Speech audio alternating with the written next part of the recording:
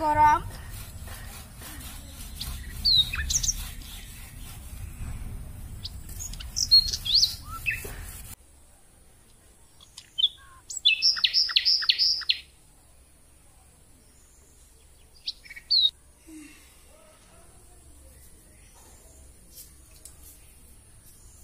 কিমান আৰু ঘৰতে সোমাই থাকিমে একবাৰ ফুৰিয়ে আহো ৰ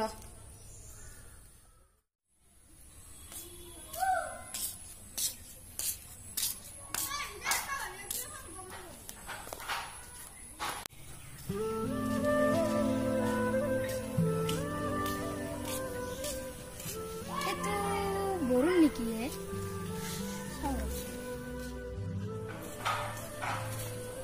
বৰুণ তই এই গাছডাল কিয় কাটি আছা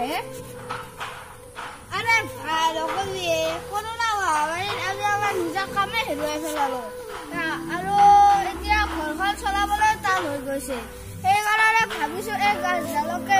কাটি কিনে বিক্ৰী কৰি দিওঁ তই পাগল হৈছ নেকি চৰকাৰে যে গছ কটা বন্ধ কৰিছে তই গম পোৱা নাই পাৰিলে ৰুবলৈহে দিছে চৰকাৰে গছ কটা বন্ধ কৰিলে বোলে আমি নোহোৱাকৈ মৰিম নেকি চা ভাই বৰুণ চৰকাৰে আমাৰ ভালৰ বাবে গছ কটা বন্ধ কৰিছে আমি যদি গছবোৰ কাটি তহিলং কৰি দিওঁ তেনেহলে আমি অক্সিজেন ক'ৰ পৰা পাম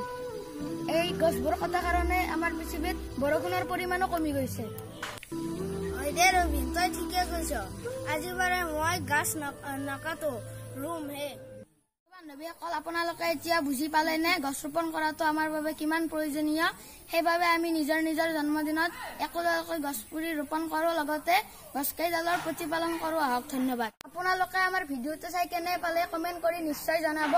লগতে আমাৰ চেনেলটো লাইক শ্বেয়াৰ এণ্ড ছাবস্ক্ৰাইব কৰি দিব ধন্যবাদ